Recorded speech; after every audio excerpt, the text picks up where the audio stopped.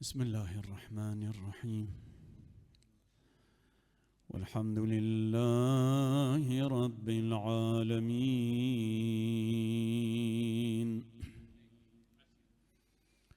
ولا حول ولا قوة إلا بالله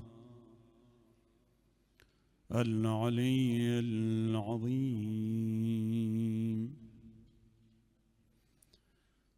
صلى الله عليك يا سيدي ويا مولاي يا رسول الله. صلى الله عليك وعلى أهل بيتك المظلومين.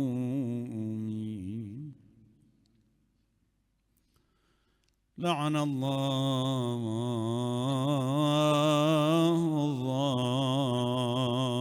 الظالمين لكم من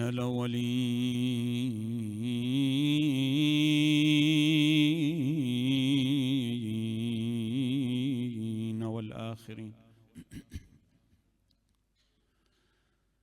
صلى الله عليك يا سيدي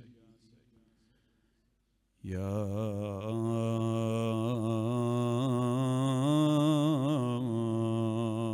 أبا عبد الله، يا قتيل اللباس ومسلوب العمامة والرداء، غريب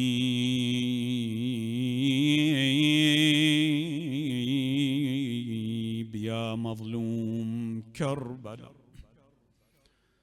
صلى الله عليك وعلى أختك أم المصائب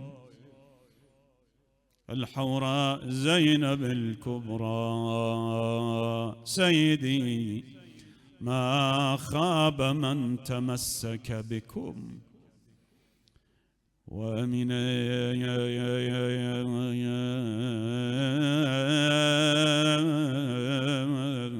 من لجأ إليكم. يا ليتنا كنا معكم سادتي فنفوز فوزا عظيما. كيف تهنيني الحياة وقلبي بعد قتل الطفوف دام الجراح.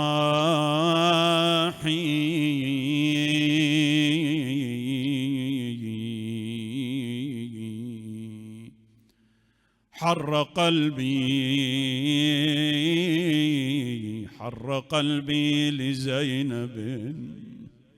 أيوا زينباه وسيدته، ترى زينب قرينة المصائب منذ نعومة أظفارها.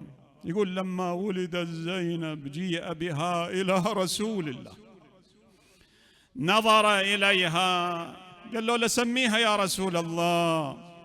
نزل الأمر من السماء أن سمها يا رسول الله بزينب. سماها زينب لكن دموعه تتحادر على وجنته. فاطمة الزهراء كأني بها ارتابت، يا رسول الله بي عيب شيء؟ قال لا، ولكنها تصاب هذه البنت بمصائب جليلة عظيمة، ومن بكى عليها كما بكى على أخويها الحسن والحسين. بعد شد حزامك الليلة، بعد ما حشمك. حر قلبي لزينب إذ رأته ترب الجسم مثخنا بالجراح أخرس الخطب نطقا فدعته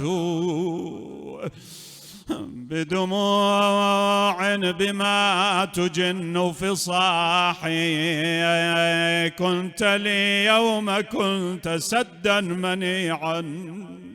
يا حسين احنا كنا بجالك اعزاء، لكن قوم وشوف حالي انا زينب. كنت لي يوم كنت سدا منيعا سجسج الظل خافق الأرواح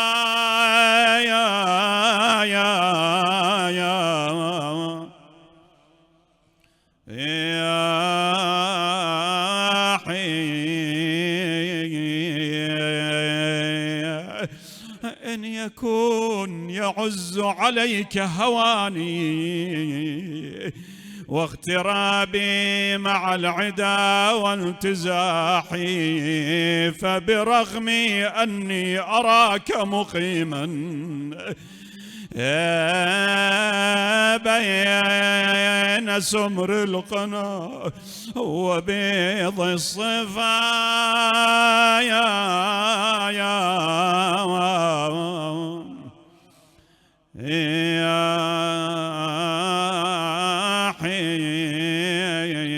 لك جسم على الصعيد ورأس رفعوه على رؤوس الرمايا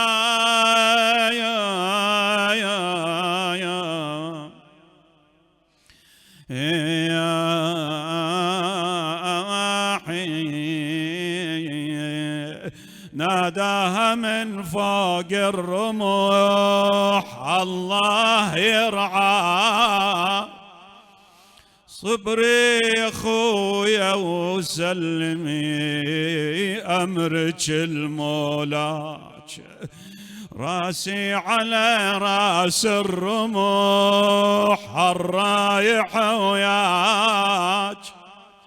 وياك يرعى العائلة ويتنا اللي يطيحون. يا اخت استعدي للسبي والهضم قدام، لابد يودوك سبايا الطاغي الشام، ولابد تسمعين المسبب مجلس العام، وهناك تلقين المرار انواع وفنون. يا اختي ولو شفت الحجر صكند صبري. ايوا حسينا وسيدة زينب تشوف رأس الحسين وين يطاف به من بلد إلى بلد ويهدى من ظالم إلى ظالم. زينب تنظر إلى عيال الحسين بنات الحسين، كل ما رفعن رؤوسهن ينظرن إلى رأس الحسين على رأس رمح طويل. تقل أخويا مشينا بدروب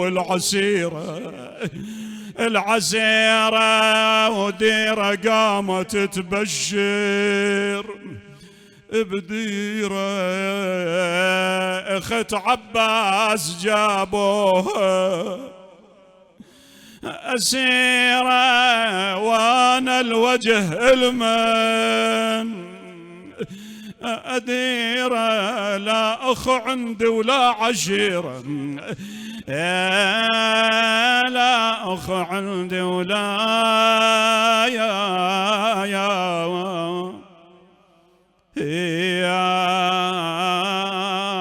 عشيرة. لا حول ولا قوة إلا العلي العظيم. وسيعلم الذين ظلموا آل محمد أي منقلب ينقلبون، والعاقبة للمتقين. هي زينب لو كنت تعرف زينبا. من زينب؟ قدرها مجهول. هي زينب لو كنت تعرف زينبا، شاءت الورى أما وبزتهم أباها. أخت الحسين ومن أتمت بعده نهج الجهاد، وقارعت نوب السبا.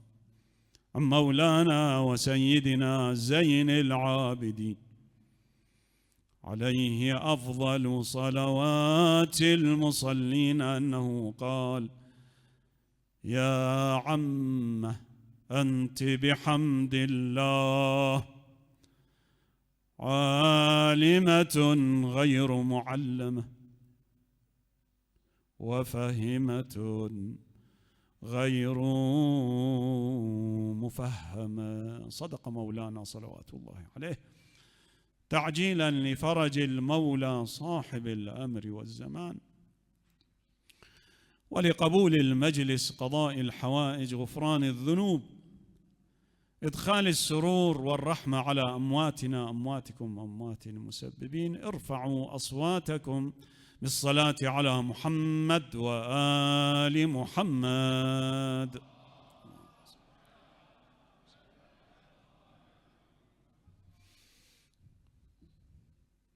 تكفيها عظمة زينب الكبرى أن يشهد بمقامها العارف بها، وهو الإمام المعصوم، الإمام زين العابدين صلوات الله. تارة أكو عالم يدرس بالحوزة ويترقى مراتب العلم والكمال وياخذ شهادة علمية من أستاذه غير، يشهد له يقول فلان عالم، فلان مجتهد كذا، ويفتخر بها، وحقا يفتخر لأنه قضى عمره في طلب العلم. زينب الكبرى أخذت شهادة علميتها منين؟ من إمامها المعصوم الإمام زين العابدين سلام الله. بعد الإمام ما عنده محاباة ومجاملة ومبالغة، يعطي الحق الواقع. شو يقول لها؟ عبارة دقيقة، يقول لها: أنت بحمد الله عالمة. لكن وين دارسة هاي العالمة؟ شو يقول؟ أنت بحمد الله عالمة غير معلمة. هذا مقام رباني، بعد مو بالتدريس والمباحثة والدراسة والمذاكرة والحضور عند الأستاذ. هذا مقام عظيم إلهي. علم لدني آتيناه من لدنا علما، من عند الله عز وجل، وعلمناه من لدنا علما. زينب الكبرى معلمة بغير معلم. أنت بحمد الله عالمة غير معلم، وفهمة غير مفهم. هذا عظيم. كان عندها مجلس درس. نحن سامعين عن زينب أنها مصائب ومحن، صحيح، لكن لن نتغاضى عن عظمتها، عن مكانتها، عن مقامها، عن كمالاتها، عن صفاتها العظيمة سلام الله عليها. لها صفات عظيمة، خصال عظيمة يقتدى بها، أسوة. كان لها مجلس درس حسب ما ينقل. دخل عليها ذات يوم أمير المؤمنين صلوات الله عليه، باب مدينة علم النبي، أنا مدينة العلم وعلي باب، أنا مدينة الحكمة وعلي بابها.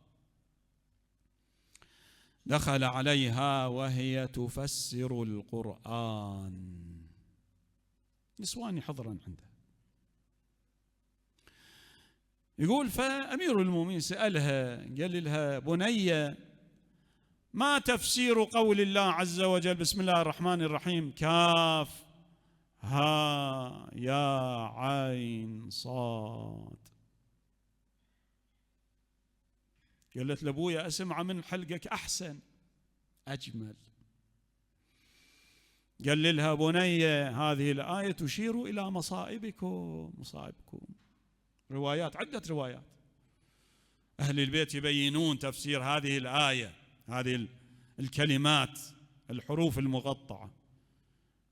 قال كاف كربلاء، وهاء هلاك العترة، ويا يرمز إلى قاتل الحسين يزيد، وعين عطش الحسين، وصاد صبر الحسين عليه السلام. كانت تتأهب زينب لتحمل تلك المسؤولية العظيمة.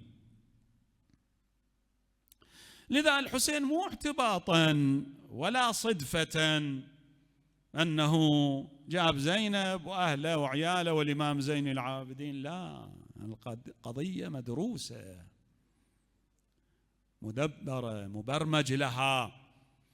لذا محمد بن الحنفية لما اجى استفسر من الحسين لما يريد يطلع من مكة، قال له يا ابن رسول الله وين رايح؟ إلى أرض العراق، وأنا أدري وأنت تدري أن مصرعك بأرض من العراق يقال لها كربلاء. قال له أدري.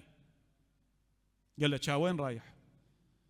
قال إني رأيت جدي رسول الله فأمرني بأمر وأنا ماض إليه، شاء الله أن يراني قتيلا.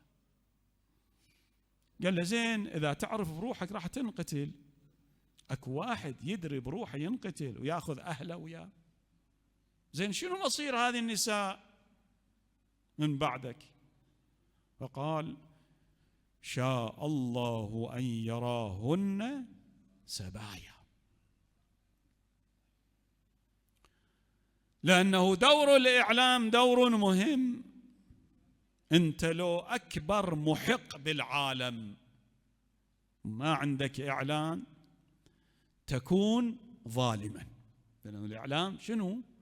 يحول الظالم إلى شنو؟ إلى عادل، إلى محق، ويحول العادل صاحب الحق إلى شنو؟ إلى إنسان ظالم. مو يعني ما يكفي أن المصلح الاجتماعي يقوم بدوره في إصلاح مجتمعه ويقوم بمهام المجتمع ويعدل في الرعية، هذا ما يكفي. ليش؟ لأنه إعلام العدو ما نايم عنك، يسويك بين رعيتك ظالم، هم الرعية هذولا ينقمون عليك. ليش؟ لأنه إعلام ما عندك، مو كل الناس تشوف اللي أنت تسويه. لذا تشوف أنه كيف سيطر بنو أمية والأعداء. أنت تصور يوم أحد لأصحابه يا النبي، والله عز وجل نزل نصره على النبي، أنزل النصر يوم أحد، بداية القضية نصر. ولقد صدقكم الله وعده إذ تحسونهم بإذنه حتى إذا فشلتم وتنازعتم في الأمر من بعد ما أراكم ما تحبون مراواكم النصر، منكم من يريد الدنيا ومنكم من يريد الآخرة ثم صرفكم عنهم ليبتليكم ولقد عفا عنكم والله ذو فضل على المؤمنين إذ تصعدون ولا تلوون على أحد والرسول يدعوكم في أخراكم. عافوا النبي وشردوا. ليش؟ لأن العدو بث هذه الدعاية أن قتل محمد صلى الله عليه وسلم، دعاية زعزعت نفسيات المجاهدين. هذا المجاهد اللي صائم مصلي ومكافح الأعداء، عمر تبخر إيمانه في لحظة، بخر إيمانه، ارتدوا. القرآن يقول وما محمد، اللهم صل على محمد. شو ما أدري صلواتك ضعيفة ما تعبانين، أعيدوا صلاة صلى الله عليه وسلم. يقول وما محمد إلا رسول قد خلت من قبله الرسل أفإن مات أو قتل شنو انقلبوا. يوم ما انقلبوا، لو ما منقلبين كان ليش القرآن يوبخهم؟ لابد صاير عندهم هاي الحالة. أفإن مات أو قتل انقلبتم على أعقابكم.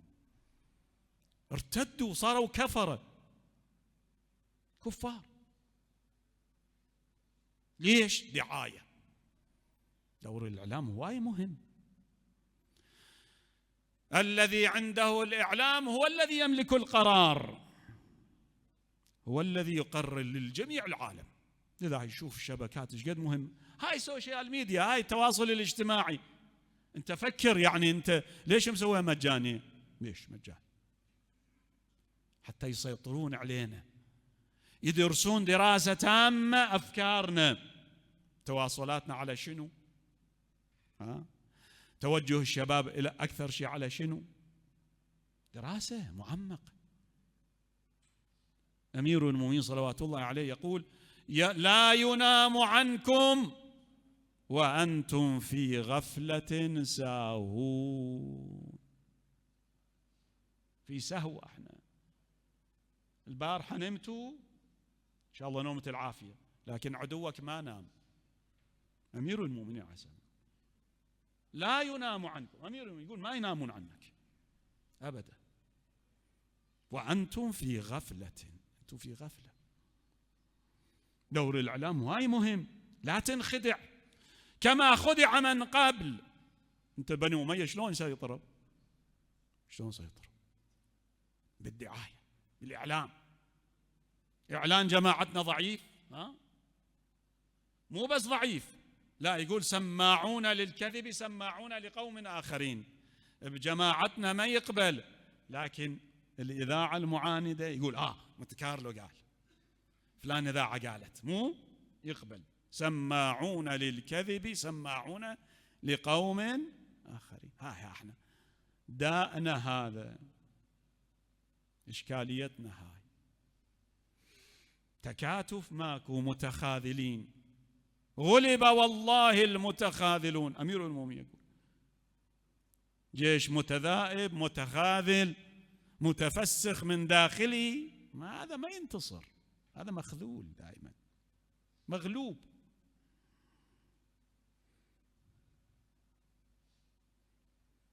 أنقل لك فد قضية يرويها الطبري وابن كثير وغيره. شوف الإعلان شي يسوي. عمرو بن العاص تدري باع آخرته بولاية مصر. معاوية قال له تعال صير وزير إلي وساعدني، ترى أنا ما دبرها حرب على أمير المؤمنين. قال له بشرط مصر إلي، لا تداعيني بخراجة ولا هم يحزنون، إلي ملك طلق. قال له ما يخالف.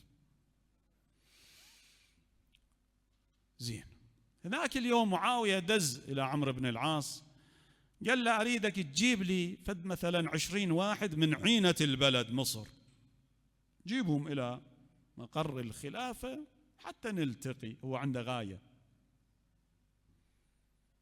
عمرو بن العاص داهية يدري، فانتخب مثلا 20 واحد من هذول عينتهم، قعدهم، قال لهم شوفوا احنا رايحين لملاقاة ابن آكلة الأكباد، لا خليفة رسول الله.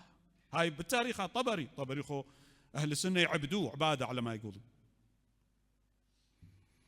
قال لهم لا خليفة رسول الله ولا إمام ولا هم يحزنون، ملك من الملوك، لا ترتبكون، وإذا دخلتوا عليه لا تقولوا له السلام عليك يا خليفة رسول الله ويا أمير المؤمنين، لا تتضعضعون أمامه، أخذوا ثقلوا عليه حتى يهابكم أنتوا أهل مصر. قالوا له ما يخالف. عمرو بن العاص داهية ومعاوية شيطان يدري بالقضية، فقال الجماعة وربعه والجند، قال هذول إذا دخلوا إلى الشام مثلا أول ودوهم القصور اللي عن بانيها والشوارع وكذا اللي مسويها أنا، حتى تأخذهم رهبتي بعد القصر الحمراء وكذا وكذا القبة الخضراء اللي بناها. ليش أبو ذر تخالف ويا معاوية؟ لهذه البذخ اللي كان عنده. يقول تالية دخلوهم من غرفة إلى غرفة، تعتعوهم أشد تعتعة، تفتيش وكذا، قلبهم فوق وحدر، لعبوا بخلقتهم. يقول بالفعل لعبوا بيهم شلون ما يردون. يقول فما خرج منهم أحد إلا أهمته نفسه، يعني وصلت روحه إلى خشمه. يقول دخلوهم على معاوية بعد ما أخذتهم هيبة الشام وجنوده وكذا، مراويهم الموت الأحمر. يقول دخلوا على معاوية، ايش قال له؟ قال له السلام عليك يا رسول الله. لا تستغرب، ابن ميناء المقدسي يقول دخلت إلى أصفهان. ذاك الوقت أصفهان كانوا نواصب عادة، موسى بلدة طيبة ومؤمنين وصالحين. يقول صرت ضيف عند واحد، فذكرنا صاحب ابن عباد الشاعر الشيعي المخلص. يقول قام يشتم بي ويغلط عليه، هذا المعذب مالتي. قلت له ليه؟ قلت له ليش؟ يقول قال لي لأنه لا يؤمن برسل الله. قلت له شلون هو مسلم؟ قال له لا، لأن أبا بكر رسول من رسل الله. هاي تاريخ ذكر. وعمر رسول، وعثمان رسول، ومعاوية رسول. قالت لا مو رسول، هذول خلفاء. قال لي أنت رافضي؟ يقول راح صاح الجماعة ما تخلصت من روحي إلا بشق الأنفس. يقول لهم ما جماعتي يلحقوني كان رايح. بلي شنو؟ الإعلان. إعلان قوي. أنت تصور ليش الإمام زين العابدين في خطبته في الشام يعرف روحه؟ جاء أكو واحد مسلم يتشهد بالشهادتين ما يعرف الإمام علي بن الحسين؟ لا ما يعرف، أهل الشام ما يعرف. لذا قال من عرفني فقد عرفني ومن لم يعرفني شنو؟ عرفته نسبي. لذا بالتاريخ يذكرون أنه لما خلص الإمام زين العابدين وأبكى العيون وأقرح القلوب، يقول التف علي أهل المسجد، ابن رسول الله ما يعرفوه. يقول 70 واحد من كبرائهم حلفوا له بالطلاق والعتاق. قالوا له إنا لم نكن نعرف لرسول الله أهل بيت إلا بنو أمية. ما كنا ندري أن رسول الله عنده أهل بيت. يعني بالصلاة لما نقول اللهم صل على محمد وآل محمد، يعني اللهم صل على رسول الله وعلى معاوية بن أبي سفيان. قال يعني معاوية عندنا، ما ندري أن رسول الله عنده ذرية. ليش؟ الإعلام قوي. دير بالك عن الإعلام لا يشوش عليك، وتمسك بمبادئك. أخذ العلم من عينه الصافية، من عينه الصافية. مو كل هوبة قامت وتركض وراها. ترى التيارات والانجرافات انه زوبعت منا ومنها تجينا والعدو ما قاعد راح. دير بالك، شوف اهل البيت شنو اللي معينين لنا، نمشي وراه. فزينب الكبرى صلوات الله عليها دورها هذا، دور هامي ومو هام، دور الإعلام دور هامي ولا؟ تدري قد أهميته؟ الزهراء صلوات الله عليها خدرها شلون؟ ايش رايك عن الزهراء؟ خدرها مو يقول رسول الله سأل أصحابه قال لهم ما هو خير للمرأة، أحسن شيء للمرأة شنو؟ هاي بروايات أهل السنة ما موجود. يقول ما حد قدر يجاوب. يقول أمير المؤمنين بعد باب مدينة علم النبي إجا للزهراء سألها، علي يسأل فاطمة قال لها رسول الله هيك سائل ايش عندك من جواب؟ قالت خير للنساء أن لا ترى الرجال ولا تراها الرجال، لا هي تشوف الزلم ولا الزلم يشوفوها. عندنا حديث من أهل البيت، أهل بيت الرسالة، يقول إذا تقدر مرتك حتى أصدقائك لا يعرفوها لا يعرفوها. زين الزهراء شو تقول؟ يقول خير للنساء أن لا ترى الرجال ولا يراها الرجال. يقول الأمير رجع بالجواب فقال رسول الله فداها أبوها، فداها أبوها. زين هاي اللي تقول هالحكي تبرز للرجال؟ أبدا، ربة خير. لكن لما رأت إمامها مقيدا بالوصية، وصية رسول الله قيدته وصية من أخيه حملته ما ليس بالمقدور، الإمام مأمور بالصبر، يقدر يسل سيفه، أمير المؤمنين شجاع بطل، لكن ما يبقى أحد. إذا كل الناس ارتدوا إلى 4 شبقة منهم، لذا صبر. فصبرت وفي العين قذى وفي الحلق شجا أرى تراثي نهبا وطفقت أرتئي بين أن أصول بيد جذاء أو أصبر على طخية عمياء فرأيت أن الصبر على هاتا أحجى. إمام مقيد. زين الإعلان شو نسوي؟ منو اللسان الناطق؟ هنا صارت الزهراء سلام الله عليها، صارت الواجهة الزهراء، وأثبتت مظلومية أمير المؤمنين مدى القرون والأعوام. زين علي رجل ايش عندكم ويا فاطمة؟ مو بس هذا، برزت إلى المسجد لكن بخدرها واحتشامها في حفدة من نسائها ولمة من نساء قومها وحفدتها، جلست في المسجد فنيطت دونها ملاءة من وراء الستر خطبة الزهر، لكن خطبة دفاع عن أمير المؤمنين، إعلام كنت توصل صوته ومظلومية أمير المؤمنين للعالم وللأجيال قاطبة، مو بس ذولاك.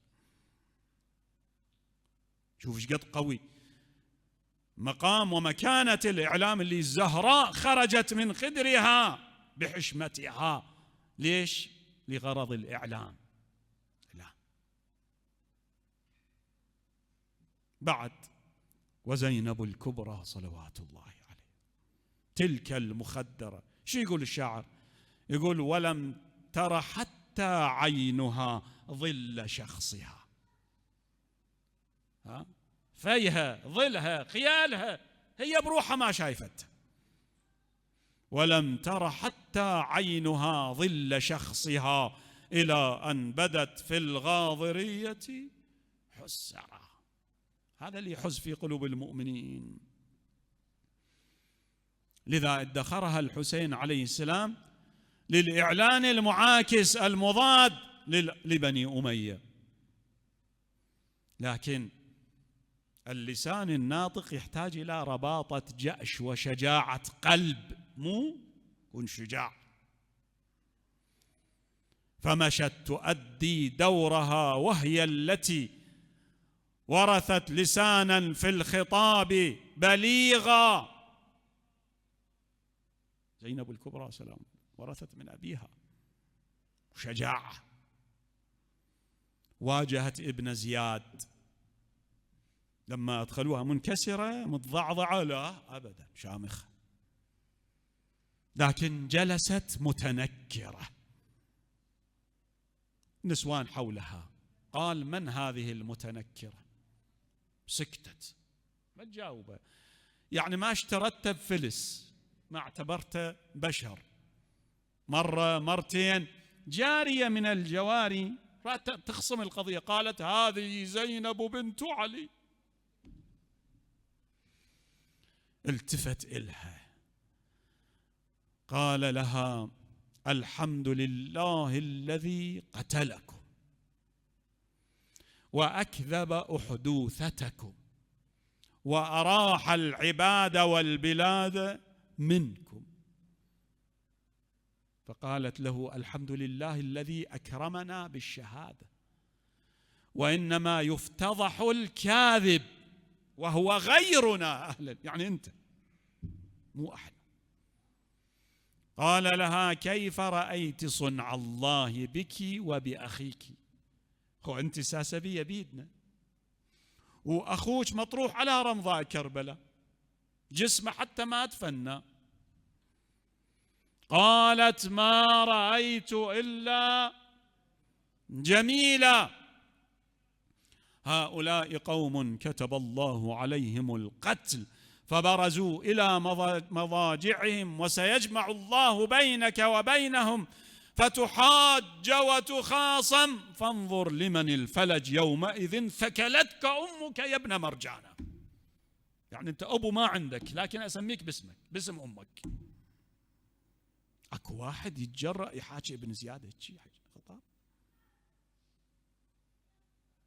وكذلك لما جابهت يزيد في مجلسه، وسيعلم، تقول له اليزيد وسيعلم من بوأك وأقعدك هذا المقام، يعني الخلفاء اللي سببوا أنه أنت تتسنم صهوة الحكم والملك وتتسمى بخلافة الرسول، راح يعرفون. إذا كان الحكم الله والخصم محمد، اللهم صل.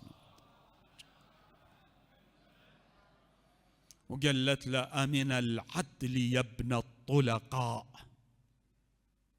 تدري يعني ابن الطلقاء شنو؟ يعني تقول له أنت عبد يمنا، أنت عبدنا، احنا منينا عليك وأطلقنا سراحك يوم مكة مو؟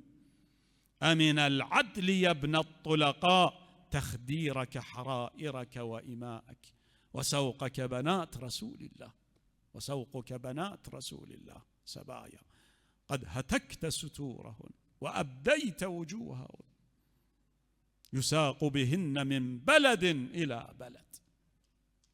يعز على زينب أن يساق بها من بلد إلى بلد. زينب اللي لما كانت تريد تزور قبر رسول الله يهرول أمير المؤمنين يطفي القناديل، يقول له ليش يا علي؟ الحسن والحسين بويا ليش تطفي؟ قال أخاف واحد يشوف ظل أختك زينب، ظل أمير المؤمنين ما يرضى أن ينشاف ظل زينب.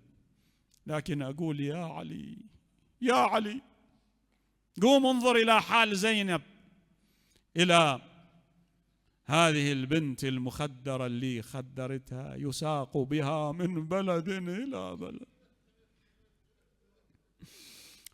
وقفوها على بوابة الشام، وما أدراك ما الشام. قائد الضعينة منو؟ شمر، اللي يسوقها زجر، بعد راية العباس وبعد خدرها. يقول اجت إلى شمر قالت له يا شمر لي إليك حاجة، من هوان الدنيا على الله زينب حاجتها يم شمر. قال لها ما تريدين يا ابنة فاطمة؟ قالت له يا شمر إذا أدخلتنا البلد فاسلك بنا طريقا قليل النظارة، ومر حامل الرؤوس أن يتقدموا بالرؤوس عن المحامل، ليشتغل الناس بالنظر إلى الرؤوس عن النظر إلينا، فقد خزينا من كثرة النظر إلينا. لكن اللعين عكس طلبها، أدخلها طريقا مزدحمة، يقولون 3 ساعات لما وصلوا إلى قصر يزيد، وأمر بالرؤوس أن ترفع في أثناء المحامل بين المحامل. تقول له اخذ راق البلد وامشي يا حادي ولا يا تطر الناس، من الوادم يعرفوني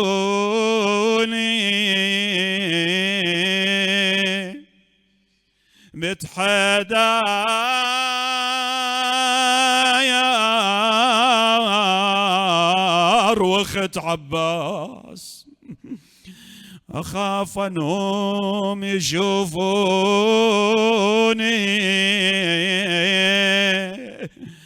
على الناقة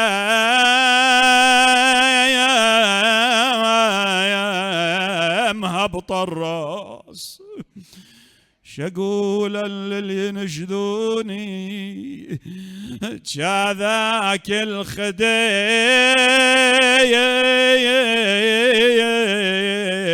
وينه، أدخلوهم إلى الشام والناس يتفرجون على زينب، أيوا زينب وسيدتها هذه المخدرة، وإذا بها تنظر نفسها على ناقة عجفاء والناس يشيرون إليها، هذه زينب هذه المخدرة. قول بلا مسخدرك ما جرى بكل البرية، واليوم صار اسمك يا زينب خارجية. اسمع يا زينب من هايل شام الملاعين، قولون ذولا كفور ما هم مسلمين، ذولا خوارج خارجة عن ملة الدين، والله عجب ما تسيخ بيهم هالوطية. بقيت هذه المصائب تعز في قلب زينب. هذا العمر بعد الحسين شلون قضت زينب، شلون حالة لما دخلت إلى المدينة، دخلت إلى دار الحسين وإذا بها مظلمة موحشة، صاحت يا دار